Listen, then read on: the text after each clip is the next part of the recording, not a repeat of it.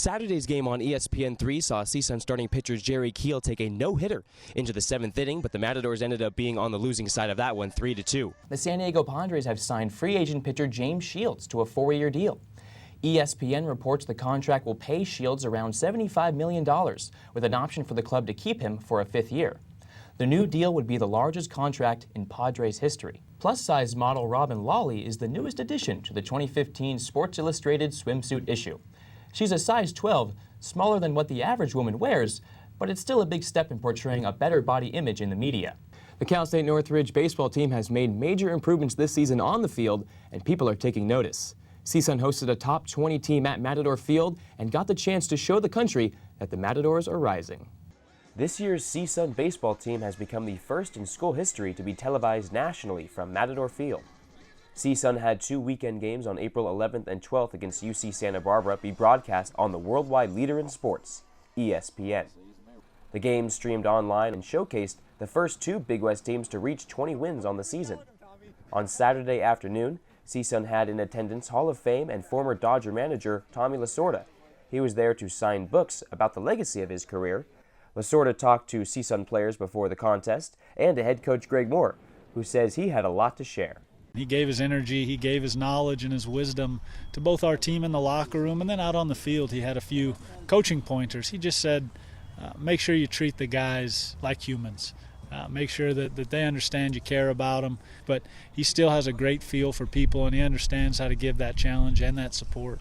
Lasorda was honored on the field before first pitch. The former MLB manager took the time to talk to everyone before the start of the game, and even stuck around to watch the matchup between the Matadors and the Gauchos.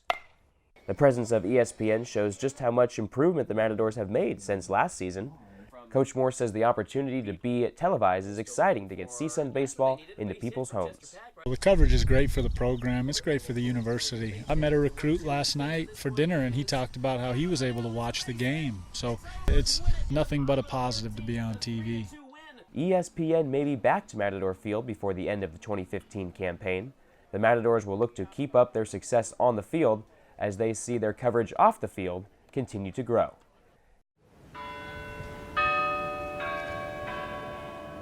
The life of a college student can be stressful, and the students at Stanford University wouldn't agree more. One way the self-proclaimed nerds can unwind is to join the Leland Stanford Junior University Marching Band.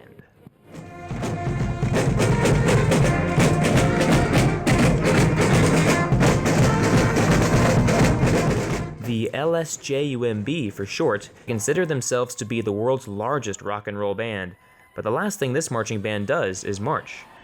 Instead, they are considered to be a scatter band, running amok and playing classic rock rather than traditional marching music. And it doesn't stop there. The band and school is also represented by their notorious mascot, the Stanford Tree.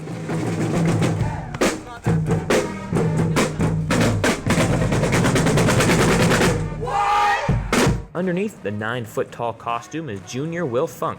The costume changes every year, and this one was introduced and created by Funk earlier this quarter. He says the best part is just being able to rock out with the band. My favorite part about being the tree has got to be just like dancing with the band. I was in band beforehand. I played the tuba or the tube. I just love like being able to be a part of the band, like be out there dancing for it and everything. And it's just super fun being like that crazy, really fun personality on campus. Even the band members get the chance to express their individuality. Mellophone player and student Rosalind Miller explains what's part of the band's attire. For football, we wear black pants, white shirts. We're supposed to wear white tennis shoes, but mostly it's important that they're comfortable. You've seen the hats around with a lot of pins. And then we all wear like a funky tie, as ugly as possible. And the best part is, you don't need musical experience, nor do you even have to be a current student to join. The LSJUMB meets Monday nights at 7 at the rehearsal building on campus, known as the Band Shack, where anyone and everyone is encouraged to show up. Any fan's trip to the park can be made more enjoyable if they're able to grab a baseball, hit or thrown into the stands. But with AT&T Park always at max capacity, fans have a slimmer chance to be one of the lucky handful of people that can snag a ball. Season ticket holder David Gallagher says he roams the bleachers behind the left field fence, trying to catch batting practice home runs that are hit into the stands. Well, batting practice is an important part of the game for me. I mean, I wouldn't miss it. I get here when the gates open pretty much every game I come to. Others have found a very creative way to scoop up more chances at getting a batting practice ball. Some fans construct makeshift fishing lines to pick up baseballs that sit close to the outfield wall. These homemade devices are known as ball grabbers, and they only exist at AT&T Park. They can be done with cups on the end of a string, nets tied to a piece of rope.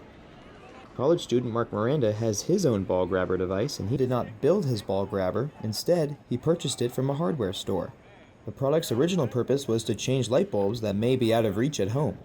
He says the pole cost him just $5, and it's definitely increased the amount of balls he gets during batting practice. Per game? Well, I usually get like one off the fly, maybe like a couple from the pole.